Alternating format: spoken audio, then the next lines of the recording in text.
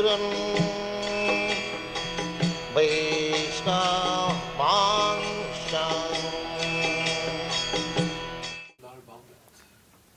Krishna, La Bangalatika here. We're continuing with Bhagavad-gita. We're reading the introduction to Prabhupada's Bhagavad-gita as it is, which will give us good tools, a good entrance into the Bhagavad-gita. It's a little bit compact at this point, big concepts and massive concepts, but we're reading it and we'll see how far we can enter into it then. Yes, we were describing five principles that are described in Bhagavad-gita, and we're repeating. Ishvara, the Supreme Lord; Jiva, the living entity; Prakriti, nature; Kala, eternal time; and Karma, activity, are all explained in the Bhagavad-gita. Out of these five, the Lord, the living entity, material nature and time are eternal. The manifestation of Prakriti may be temporary, but it is not false. Some philosophers say that the manifestation of nature, material nature, is false, but according to the philosophy of Bhagavad-gita, or according to the philosophy of the Vaishnavas, this is not so. The manifestation of the world is not accepted as false, it is accepted as real but temporary. It is likened unto a cloud which moves across the sky, or the coming of the rainy season which nourishes grains. As soon as the rainy season is over, and as soon as the cloud goes away, all the crops which were nourished by the rain dry up. Similarly, this material manifestation takes place at a certain interval, stays for a while, and then disappears. Such are the workings of Prakriti. But this cycle is working eternally. Therefore, Prakriti is eternal, it is not false. The Lord refers to this as my Prakriti. This material nature is the separated energy of the Supreme Lord, and similarly, the living entities are also the energies of the Supreme Lord, although they are not separated by eternally related. So the Lord, the living entity, material nature and time are all interrelated and are all eternal. However, the other item, karma, is not eternal. Yes, so we can see this. Of course, here I am in Sweden. We do not have so much rainy seasons and dry seasons, but we have winter and summer. And when it is winter, everything stops. You cannot grow food. You cannot just go outside.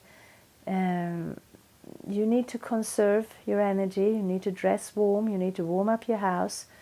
And for food, of course, nowadays we get food shipped from all over the world because there's always going to be summer somewhere. But for this place, in the summertime, you can grow all the food, you can keep it. And in the winter, you can't find the ground. It's covered by snow. You cannot dig into it. It's totally frozen. But it doesn't mean that it doesn't exist. It's just in a different stage. In the summer, the earth is in such a state that you can use it for growing food. And in the winter, it is as if it would be dead. So this material nature, everything comes and goes. But the nature, the energy itself stays. So therefore it is considered to be eternal. And it is not false. It exists because it is part of Krishna's energy. So it is there. And we have philosophies coming from the Indian tradition, and also, of course, in the modern world, it says that it is all an illusion. It doesn't exist. Nothing exists. But certainly it does exist. Karma is not eternal, so we do not have to stay here forever accepting the enjoyment and suffering that comes as a result of our own activities. But we do have to understand that some things are also real. We are real, Krishna is real, nature is real, and the time element is real as well. Yes. The effects of karma may be very old indeed. We are suffering or enjoying the results of our activities from time immemorial, but we can change the result of our karma, our activity, and this change depends on the perfection of our knowledge. We are engaged in various activities. Undoubtedly, we do not know what sort of activities we should adopt to gain relief from the actions and reactions of all these activities. But this is also explained in the Bhagavad-gita. Yes, so karma is a very complex subject, and it has... this is a Sanskrit word. It means activity, but it also means the result of activity. And this word has entered into our Western vocabulary, but maybe it may not be fully deeply understood. We're saying bad karma. Something happens and it's bad karma because we did something bad. But karma is very, very long term. Every activity we do, it has a certain impact on the world, on those around us, and it will have a certain result coming in the form of suffering and enjoyment. And this is presented to us at the right time, sometimes within this lifetime, sometimes in another lifetime. And we cannot exactly see what is the cause and the effect there, because it is this material world is very complicated. But certainly it does exist. We do exist. The results of our activities exist, but since it is possible to change the activities, it is also possible to, in a long-term way, change our karma. The position of Ishvara, the Supreme Lord, is that of supreme consciousness. The jivas, or the living entities, being part and parcel of the Supreme Lord, are also conscious. Both the living entity and material nature are explained as Prakriti, the energy of the Supreme Lord, but one of the two, the jiva, is conscious. The other Prakriti is not conscious. That is the difference. Therefore, the jiva Prakriti is called superior because the jiva has consciousness, which is similar to the Lord's. The Lord is supreme consciousness. The Lord's is supreme consciousness, however, and one should not claim that the jiva, the living entity, is also supremely conscious. The living being cannot be supremely conscious at any stage of his perfection, and the theory that he can be so is a misleading theory. Conscious he may be, but he is not perfectly or supremely conscious. Yes, this is a quite well-known theory, and it is not accepted by the Bhagavad-gita, and it is not accepted by the Vaishnava tradition, because there is a way to realize Brahman in an imperfect level. We can realize that we are all of the spiritual nature. We can realize the likeness, the oneness of the spiritual nature, and we can realize that we are above the material nature.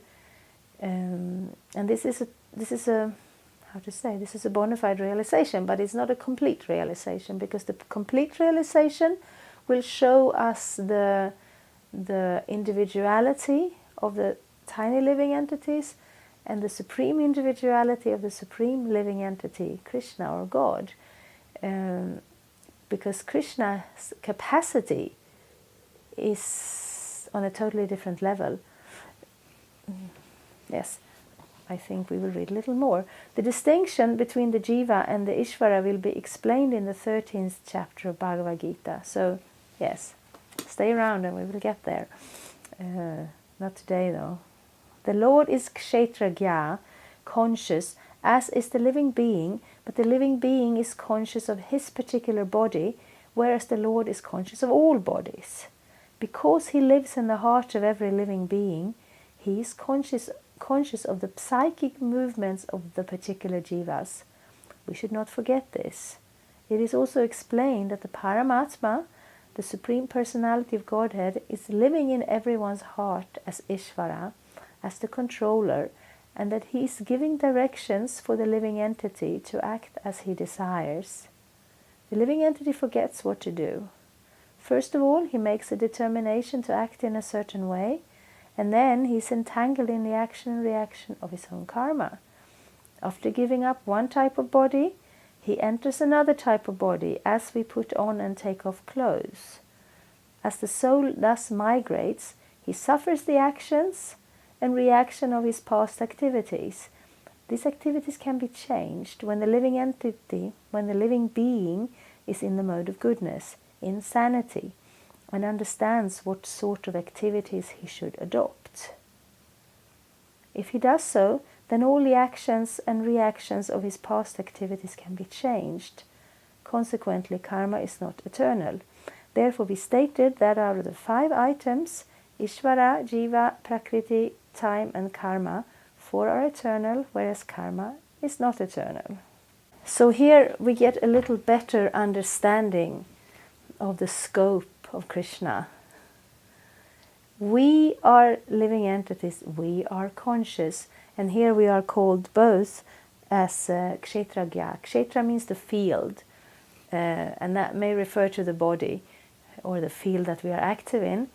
So I am conscious of my body. Attached to my fingers or to my toes, I will immediately notice it. I can hear with my ears, I can see with my eyes, I can understand.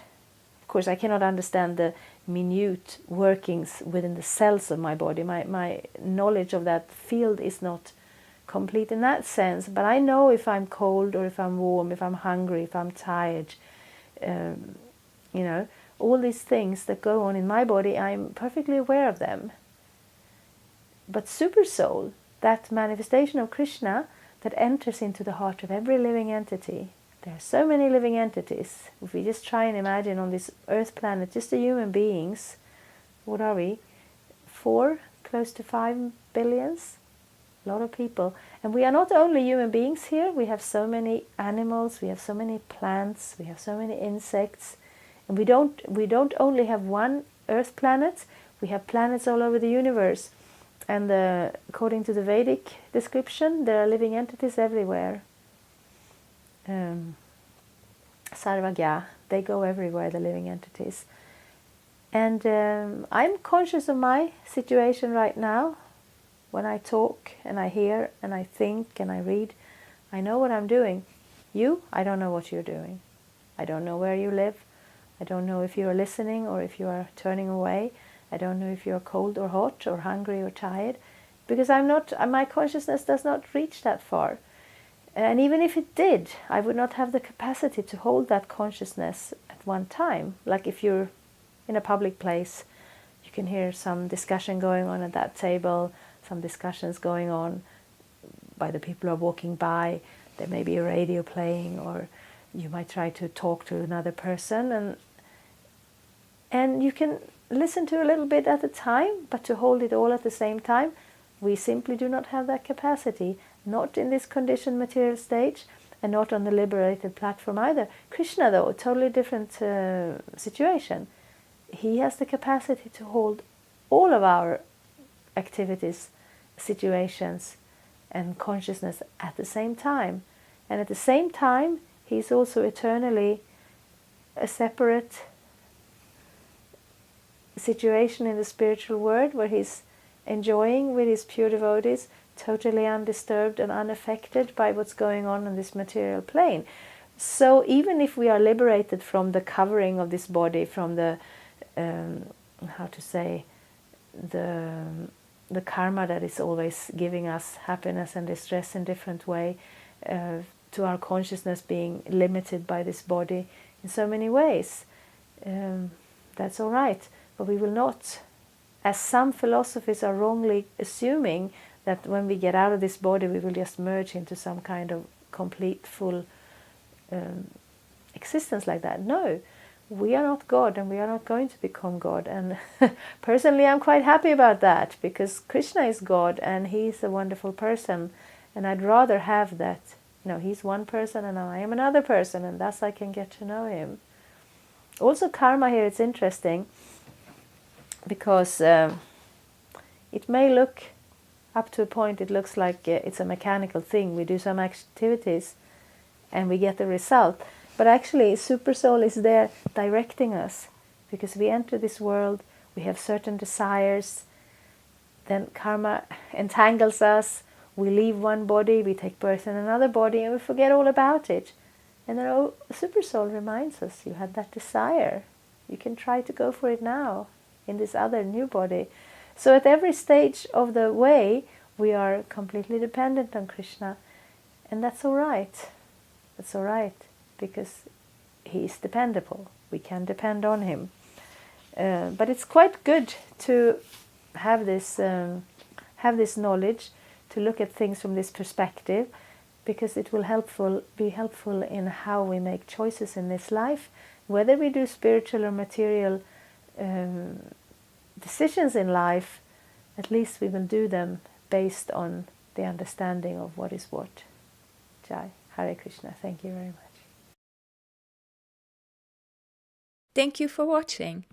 We aim for updates every Tuesday and Friday. Please come back. If you have any questions or comments, please leave them down there. We also have some links and information for you. And there is, of course, the subscribe button. Thank you. Hare Krishna. I'm a Hare Krishna, and I approve this message. Subscribe. Vandeham Shri Guru Shri Juta Padakamalang